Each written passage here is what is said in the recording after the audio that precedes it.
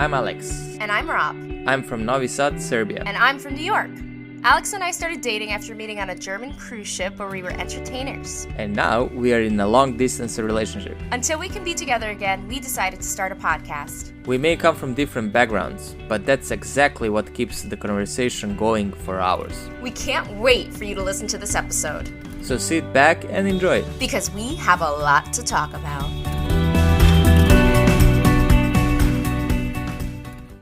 So everybody, today we have Gabby on. Welcome and thank you for joining us. Thank you for having me. First and foremost, you can introduce yourself, where you're coming from, what are you doing in life, things like that. What am I doing in life? The biggest question. Does Yeah. anybody know? Okay. Hi everybody, my name is Gabby and I'm from Princeton, New Jersey. I grew up dancing and had the opportunity to continue dance as a professional career. So for the past 4 years, I've been traveling the world as a performer, as a dancer, sometimes singing. But at the moment, I'm back in New Jersey, grounded, and I'm learning to fly, but we'll get into that later. Oh, I'm doing the best that I can, living each day, dancing around. that's great. Sounds positive. It's easy to sound positive. You turn me on, I'm on. Shut me off. Yeah. I'm like, oh, I miss dancing. Okay. So in the beginning, what got you to or when did you start dancing at all? Okay. I started dancing when I was 3. I joined the competition team when I was 6. So I guess that was kind of like when I really started dancing. And then I was dancing all through middle school. And then when I was in high school, I also played soccer growing up. I tore my ACL. I tore both of them 2 years in a row. Oh. So that was like a big turning moment where I had this instrument in my body and then it was taken away from me. Not only once, but twice. And I was like, wow, no more soccer, nothing else. I want to be a dancer. Yeah, so my parents were like, you can't go to school for dance for college. So I actually studied exercise science. And then... Nice workaround. Yeah, I was like, how can we do this? I went to Rutgers University and I got to do the dance team. So... Oh. Yeah, I think, Rob, you know what okay. that means, right? Yeah. Football games, basketball games. I was dancing on the sideline. And it was great because I got to continue my technique training, and I got to also receive a undergrad degree in exercise science. And then my whole plan was I'm going to go to PT school. I'm just going to dance for a year. And then it was, I'm just going to dance for 2 years. And then I was on a job in Turks and Caicos applying to physical therapy school. And I ended up getting accepted to PT school, and it's February, and I have to decide, am I going or not? And I'm like, please, universe, line up. I want to dance. And I actually auditioned for AIDA, and then I was like, that's it. I'm going to be a dancer. Awesome. So what year was that? So that was in 2019, Oh, okay. So your first contract was the summer of 2019? Yeah. Oh, okay. So I was like kind of a newbie with you. Oh, okay, yeah. Yeah. I was dancing professionally for 4 years, and each year at the end I was like, okay, is it time to start a normal person job? And then finally I just let go and said, why are you pressuring yourself to conform to what society wants you to do? Be free, go dance. If you're meant to dance, go dance. And so And so I did. So how many contracts did you do for either 1 or 2 then? Just one. Just 1. I thought more. But you had worked internationally before that. Yes. I've been to Canada for work, the Philippines, Turks and Caicos. Yeah, and so each job that I've worked, I've had so many people from all over the world. And then I've worked a bunch in the United States as a dancer too. So what type of jobs do you do? So for those international jobs in Canada and Philippines, what were you doing exactly? So in Canada, it was a holiday show. So there were cool. There were ice skaters, professional ice skaters that were literally in the Olympics. Whoa. There were singers. That's cool. Yeah. And then there were dancers. And then when I was in the Philippines, it was a Cirque show. So again, we had all those international performers. We had like people bending in half. We had, you know, the Ukrainian guys stacked up on top of each other, flipping each other. We had people spinning discs from all different areas of the world. Yeah. Great. So when you worked for AIDA, that wasn't really your first. So you already had like a lot of experience working with people who weren't American. I had experience, but I had never experienced what I experienced there at AIDA. Oh. Does that make sense? Please explain more, yes. Okay, so in my experience... I'm intrigued. So I have this opportunity to go dance on a German cruise ship. I'm like, okay. Do they speak English? Well, language of the sea is English. I was like, all right, yeah, it should be fine. Like, no problem. I've worked with people from all over. So in my cast, there's 6 dancers, and I go to rehearsals on the first day, and there are 4 Ukrainians, 1 Brazilian, and me. So I walk into the room like any performer from New York would. Hi, how are you? My name's Gabrielle. I was like, okay, like, what's everyone's problem? Like, did you not get enough sleep? Like, are you tired? Like, why are you're not excited to be here? Like, I'm so excited. We're starting rehearsals, like, coming in with lots of energy. And I was like, oh, okay, this might be a little different. I had an awesome dance captain, I will say. And she was like, hi, my name's Diana. And she was, you know, she was welcoming and explained what was going to happen with rehearsals. I'm like, okay, kind of weird first day, but I'm like, all right, let's see what happens tomorrow. We go to rehearsals, and, well, my partner doesn't really speak English. Oh. And I'm like, oh, so you want me to go upside down, but we can't communicate. And I'm just like, okay.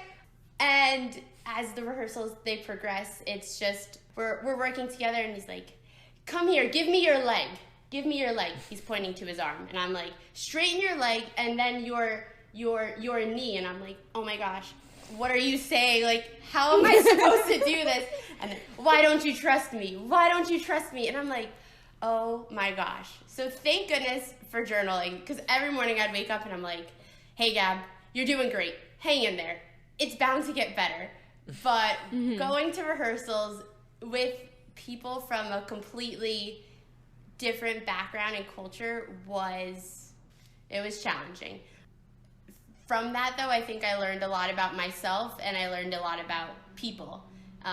In my experience, you kind of, you know, how you treat people is a reflection. You know, for us, we were like, hey, how are you? Because we're so worried about making sure the other person feels good. And you mean Americans? Americans, yes. Yeah. Sorry, Aleks. I'm like, you know Aleks? Do you know how it is in America? Yeah, I know. Yeah. I'm like you. Yeah. Yeah. When you greet your friends, hey, how are you? It's so good to see you. Yeah, that was taken away. So anyway, rehearsals were cold.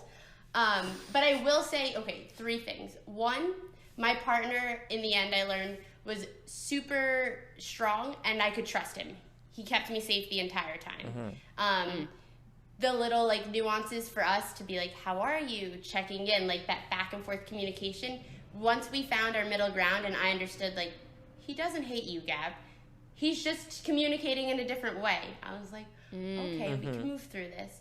And then in terms of the comfort, I had to comfort myself. And that was, like, the growing part, where we... in my experience and performing like with people from America, it was very like you check in on your partner. How are you? Is there anything I can do to make this better? And that was not there. That was, you're being weak. Why are you being weak? And I was like, excuse me? I was like, I said, but again, like language is different. Like for them, it might need something different. So I was like, okay, where do you need me to be stronger? Like, what areas are you looking for? So again, it was kind of like letting go of that ego of like, he's not attacking you. He's just being very straight. Okay, so that was rehearsals. I don't even, like, I really tried to compile it. I was, like, thinking, like, how do you explain this? Other than walking into a room and just picture, like, not being able to talk to the person you're working closely with, and then having to trust them with your physical body. Yeah. Well, especially I'm sure for dance, like, I mean, I would say any sort of performing, you want to be able to check in. But if you come from a culture where you're just like, it's the most polite you can be is to trust the other person and give them their space, then it's like, it's such a challenge, you know?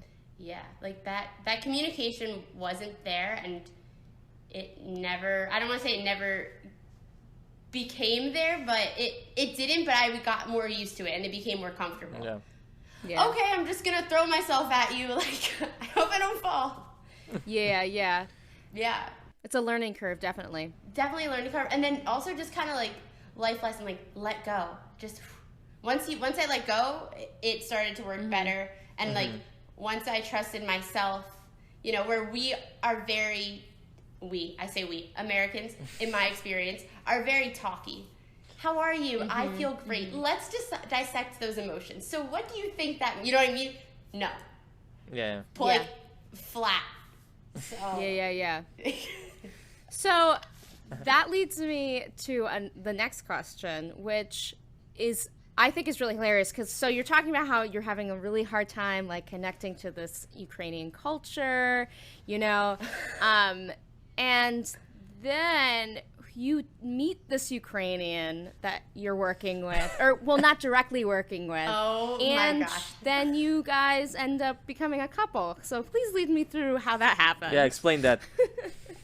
Okay, so I want to preface it with my cast. I learned so much from them, and they really were such a talented group of artists, and they did a great job of teaching me. Like, this girl, Anna, in my cast, at one point I was like, I don't know, I'm worried, I think I'm too heavy for him to lift, and she straight, Gabby, it is his job to lift you. Why are you worried? Okay. Like, boom, put it straight back. So I was like, yeah, why am I worried? It is his job to lift me. Let's move on. Like, there's no, I feel like sometimes they just take the drama out of it. All, like, the feelings and the emotions, it's like, straight. So, we're on the AIDA ship. Here we go. I'm there, I'm in the crew mess, and I guess I didn't mention this in my experience with my cast. They all speak another language. They're all speaking Russian at lunch, in the rehearsals, so I'm just standing there not understanding anything that's happening.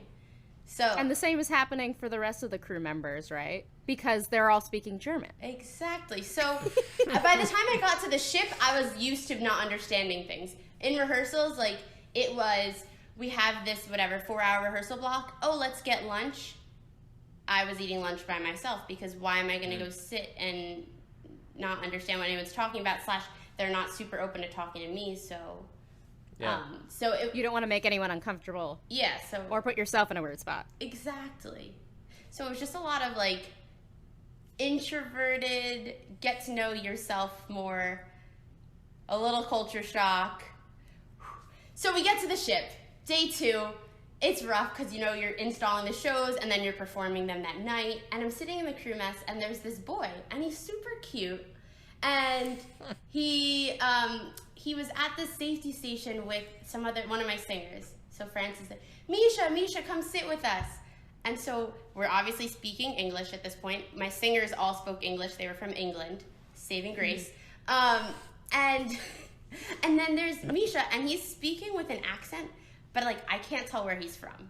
So we're talking, and I'm like, oh, okay, cool. Like, he said something like, yeah, but I'm from Ukraine too. I was like, what? He was like, I'm from Ukraine. I said, no, you're not. I thought you were German. He's like, no. I said, speak Russian, prove it. So he speaks Russian, and I'm like, I run upstairs to my partner. We have a show. Vlad, what? I just met the nicest Ukrainian. And what? And he was so nice. He spoke English and blah, blah, blah, blah, blah. And I'm going on, and he's like, what do you want from me? I'm like, seriously? This is a big breakthrough moment.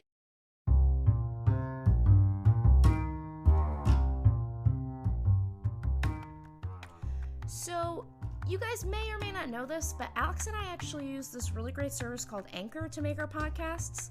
Number one, it's free. But there's also some great creation tools that allow you to record and edit your podcasts right from your phone or computer. Which, again, Aleks and I live literally oceans apart, so all we have is our phone or our computer to use to connect with each other to make these podcasts. Anchor will distribute your podcast for you so it can be heard on Spotify, Apple Podcasts, and many more. And you can actually make money from your podcast with no minimum listenership, which is really great. It's everything you need to make a podcast in one place. So download the free Anchor app or go to anchor.fm to get started.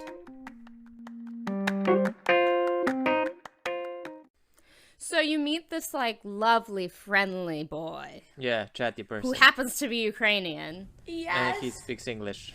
So well. Yeah, true. So you guys get together, and you eventually have to leave. Like, what was it like your first time experiencing a long-distance relationship, in addition to having a relationship with somebody who's from a different country and culture? Well, he goes to leave the ship, and I'm like, oh my gosh, now what? So that was like really just like the person who I felt really comfortable with and made my experience so much smoother and made the world kind of make sense was leaving. And I was like, oh my God, now I'm going to be here with all these people again. And I don't have anybody to like lean on or... So once he did leave, we made plans to get together in November. So he left the ship, I think, in September.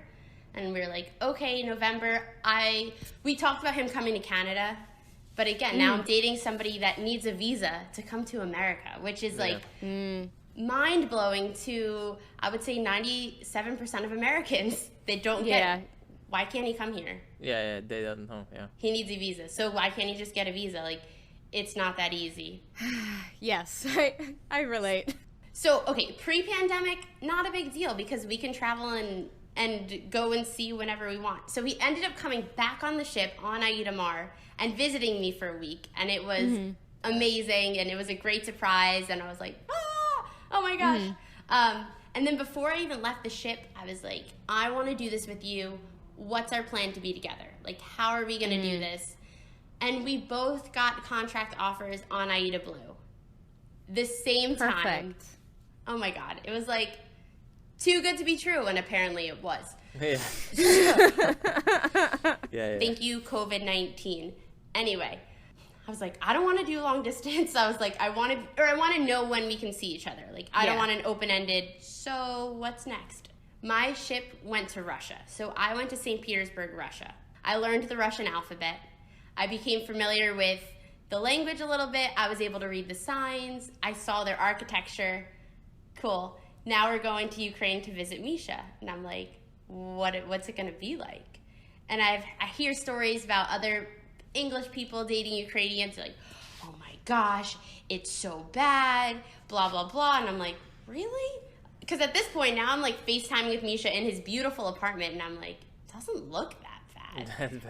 I'm like, his apartment looks nicer than my friend's apartments here. So I get there and it was great. Like, meeting his family. I now meet his parents who don't speak English.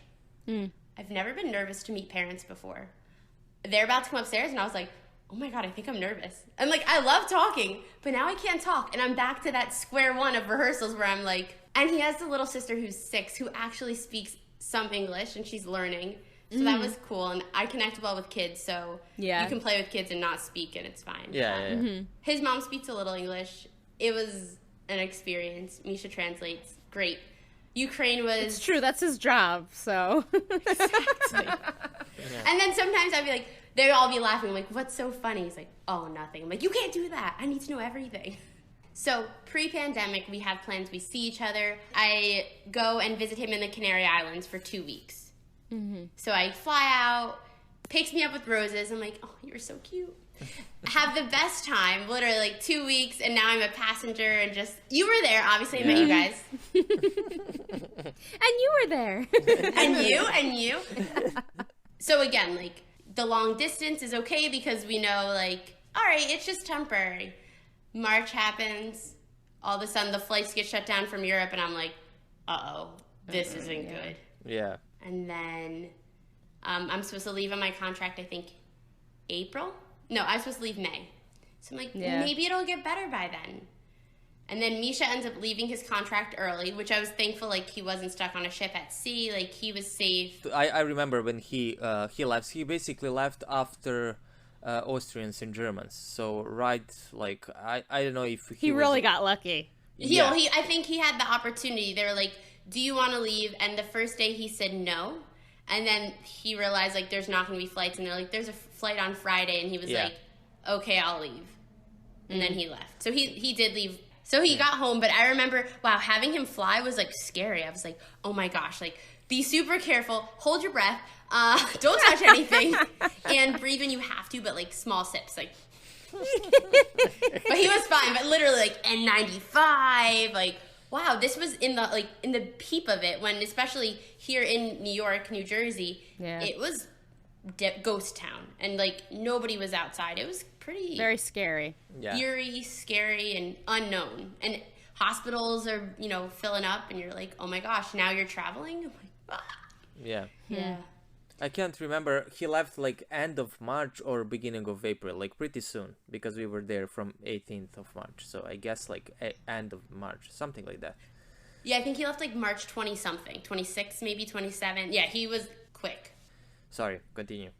What else? Oh, so then, well, long distance relationship, pandemic. When are we going to see each other? In the beginning it's hopeful. It's like, okay, maybe next month. Maybe like in 3 weeks things are going to calm down. Maybe in 2 months things are going to calm down. And you're like, I mean, anyone listening to this in a long distance relationship can understand this completely, because you're holding out that hope. You're like, it's going to get better. No, it's going to get better. In the meantime, crying, I can't do this. Why are we torturing ourselves? This is painful. I love you. I have to. I'll wait for you. No, I can't do it. It's too much. I love you. I'll wait for you. You're the one for me. It's going to get better. Oh, my God. I can't do it. Okay, Misha didn't go through that. That was mostly me. Oh, my God. I've never related to anything more. I think that's why Alex started laughing so much. This is literally what happened to us. She's not crazy, okay? She's not crazy. She just has a big heart and feels deeply. Oh, my God. Gab, you were literally saving me. Literally. Wow, it's painful. Oh my God. And it's horrible. I think the beauty of being in a relationship, relationships work obviously because people have things that are similar, but you balance each other. So in my case, Misha was a little bit more like, it's not worth being upset over. We can't do anything about it. And I was like, it's not worth being upset over. So you're telling me you're not upset that you can't see me? You you pick at those words. Yeah, and you're like, I'm like, why aren't you crying? I'm crying a lot because I'm really missing you. You don't miss me? You must not miss me. No, and I knew I sounded, I was overreacting. Oh my God. And I knew he missed me. And I think there's also that fact of like coming from America where you can have anything you want and you can work for it and you can ultimately, like, what do I want? I want to see you. I've never been told that you can't travel somewhere. Yeah. So that was, like, really restricting and upsetting because, like, what do you mean I can't just pack my bags and come see you? Mm-hmm. Yeah. Where for him, he was more used to, like, well, if I want to come to you, I need a visa. So I know that, like, I don't know. I feel like there was a part of it that I felt trapped. I was like, I can't go anywhere? Oh, my gosh. What am I going to do? Yeah. When we recognize that our privilege is unraveling that we didn't realize we had. Literally. When was the time where the opportunity presented itself in terms of like opening borders and like when you realized that you can come to Ukraine? When was that? So we were supposed to go on our contract together in May, and then I actually in February, even though pandemic was starting, we didn't know it was full pandemic, I bought a ticket in April. So I'm thinking so I have this ticket, obviously it gets canceled. As soon as I hear the border is open, I'm like, border's open, but now there's no flights. I'm like, okay, border is open, step one. I think the border opened Yeah. in June, which was like, woohoo! And of course, I'm staying at my dad's house at the moment, and he's like, you know, we're like not fighting, but he's like, all right, first plane to Ukraine, you're out. And I'm like, that's right, I'm leaving as soon as I can leave. So it's been like this ongoing joke that like I'm leaving. And then, and I'm like, which is great. I mean, we still have the joke. What did I get for Christmas? A gift certificate for a round trip to Ukraine. Literally, I'm going to send you the photo. It's awesome. They like made me a gift certificate That's nice. to buy a ticket to go to Ukraine. Like that was my Christmas present. I was like, cool. We don't have the ticket yet. I got excited. I was like, you bought me a ticket? When am I going? Like, no. Anyway, so the border's open. Now I'm calling the airline because I have flight credit. But again, anyone who's listening that has flight credit knows like it's a big, messy saga. So Yeah. I'm on the phone all day. I ended up booking my flight for July 22nd. I'm going. I'm like, woo, we're going. And then we have the pushback from the family.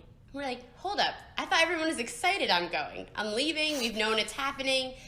Why are you traveling in a pandemic? If he loves you, he'll wait. Why can't you wait 4 months?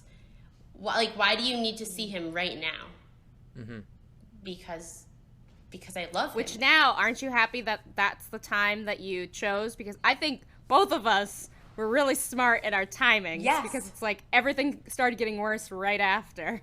Seriously, like it worked out, and then we made it, and it was.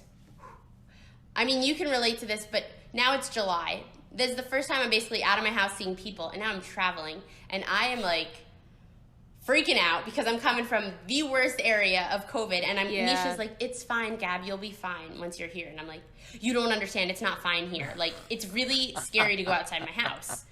I'm like, I get to the airport, and I'm like, he says something, and I'm like, you know what? It's better we don't talk right now, okay? I don't want to talk. I'm stressed. I'm like, people are pulling their masks down to eat. I'm like, why are you doing that? Put your mask on. You're too close to me. Is my plane going to be delayed? Am I definitely going to take off? Like, is this really happening? Then you have to have like medical insurance for Ukraine, this paperwork, that paperwork, and I'm like, again, Americans never nervous to travel, always know I'm guaranteed to get into the country. Oh my God, I have to have paperwork? What if I don't have the right paperwork? Oh my gosh. Yeah. Well, I was like 8 hours, N95 mask, hands on lap. I didn't even pee. I don't know how I did it. I sipped water once, and I literally was like, I think I was so freaked out. I like was, you can't see me. I was literally like hands on lap, like I did not move. I was like, You stayed there for like 2 months, right? yeah, 2.5 months, 80 days. Oh, great. Nice. Because you can go for 90 days without a visa. So I was like, all right, I think 80 is cutting it close. Just in case something happens, like, I don't know. Yeah, so I got to stay for a really long time, and it was great. So what was that like? So obviously you arrived angry, but you didn't stay angry for 80 days. No, once I arrived, I could breathe again. Honestly, once I was like off the flight, I was like, okay, you're okay. Like, it's going to be okay. I was just I hadn't seen people in general. Like, I literally saw the people I lived with and the grocery store. And now you're on this airplane with like over 200 people, and I'm like overstimulated. It's been months of no people. I'm like, oh my god, I can't do it. Yeah. But once I got to the airport, I mean, Misha was there, and it didn't feel real. I was like, oh my god. And then I was in Ukraine. So you went through this amazing time, and you got to stay with him for 2.5 months. So now what are you up to? Like, what are your plans? Like, what does the future hold for you? Do you know? What are your hopes? What are my hopes and dreams? Yeah. So you mentioned flying? Yeah. So, Crazy. through the whole pandemic, I have been able to teach fitness classes and dance classes through Zoom. So literally, there were days that I was teaching for 7 hours, 8 hours on Zoom since like March, April, May, June. I kept myself pretty busy. You know, hustler's mentality. I'm a performer, so I'm like, have to make money. I'm tired, but I'm like, So I come back from Misha. It was amazing. So thankful for the time. And it definitely, like, one, we were apart for 6 months. And I'm like, cool, we can do 6 months and we're going to be okay. And then also, like, I remember being there and having a friend that was in a long distance relationship. And I was like, as soon as you get together, it's going to feel like no time passed. Like, whether it's 2 weeks from now, whether it's in a month from now, like, just keep this part of your, keep your head quiet, eliminate those crazy thoughts. Now I've lived proof of that. I'm like, okay, I have a little bit more patience in me. Yeah. My dad actually owns and operates Princeton Airport. Oh, if you're interested in an introductory flying lesson, please come by. They're $199 for an hour in the air. No, I'm kidding. Sure. So he's been, my dad's been flying his whole life since he was like 12. My grandpa's a pilot. Okay. Oh. Was it? So this is much more natural transition than I expected. And then I'm a skydiver for no reason. No, actually, this is one of the beautiful gifts that I think COVID gave me. And so my dad's a pilot. My brother, I have 2 younger brothers. One of them is a pilot. He has a plane. He flies back and forth to North Carolina. I know, casual. Like, who doesn't have an airplane? Yeah. And then, so my youngest brother and I are learning to fly right now. And he has soloed, so he's flown the plane by himself. And then when I came back from Misha, I was like, okay, my goal is to get my pilot's license, and then I want to come back and see you. That's great. Nice. Yeah. I guess like then you have like figured it out, like you have your goal for like a pilot lessons and that you're going to see him, but I don't know what's the situation with like Ukraine right now with in terms of like going there. I more or less know just about like what's happening here in Serbia, but what are you hoping for, I guess? I'm hoping for March. Like, being here is hard because you have your friends and family that are like, so what are you doing? Like, when's he coming? Yeah. I told you, he's not coming. So I'm hoping going in March. I don't want to become a Ukrainian citizen. So, like, yeah. I hope that travel and the world kind of opens back up within the next year. So I'll go there in March, and then we've looked into, like, different type of visas that we could get so I could stay longer. There's, like, a Type D visa, which is, like, a temporary residence card, I think. So I might apply and enter the country with that. Yeah. I'm not sure how it's going to work with the COVID restrictions. I actually, before I left there, I was interviewing for jobs because I was like, maybe I'll just stay. And I had 3 offers to teach English. So backtrack, sidetrack, step, pivot, kickball, change. We, like, Misha and I, so Misha works on AIDA. He speaks German, he speaks Russian, Ukrainian, and English. And what he wanted to do next was teach English and travel. So he, which I have 2 friends that have done, and I was like, okay, cool. So he got his TEFL certificate, and I also got my TEFL certificate, so I could teach English as a foreign language. Before all COVID, we were like, let's do another contract together, and then maybe we can apply and teach English, like, in South America, or go somewhere and have work together. So I have this certificate. I actually, in the middle of the pandemic, I got hired by VIP Kid, and I was teaching English to kids in China, in Beijing. Did a lot of random things. So when I was there, in terms of, like, looking for work, I was like, well, I have this certificate.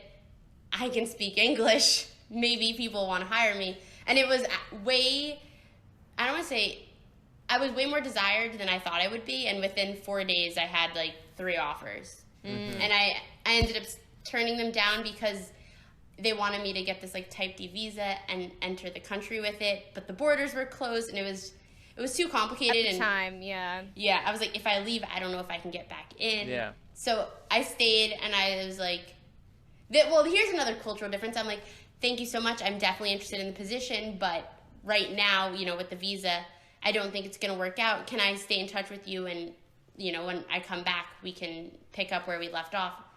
I think we'll hire somebody by then. Well, it might even hopefully it's just like a bargaining tool for them. Like, they're just telling you that in like we don't want you if it's not now, but they'll take you later. I mean, like, Yeah. Germans are like that too. Definitely. It's like this is a definite no. And you're like, hey, is this cool? And they're like, yeah, of course it is. Not even like sure, but like, of course. Why would you think otherwise? It's like, because you told me no. You told me a firm no. Well, Gab, thank you so much for being on. This was really fun conversation. And I hope it also gives some insight to others who are out there who want to travel, who are in a long-distance relationship. I think your story applies to a lot of people and a lot of our listeners, so thank you. Thank you for your time. Thank you for doing this. And I think personally that Rob can relate to your story a lot. Oh my God, yes. Thank you for having me. It's nice to know. It's like, do I have an issue? Like, is something going on? Like, it's not you. It's okay. You're not crazy. You're just in love with the person that lives really far away, and it's going to be okay because you're going to get together soon. Thanks for listening. As a reminder, we have new episode coming out every Monday. If you like what we have to talk about, make sure you subscribe, like, rate, and review us, as well as give us a follow on Instagram @We Have a Lot to Talk About podcast. We really appreciate it. Until next time, ta-da!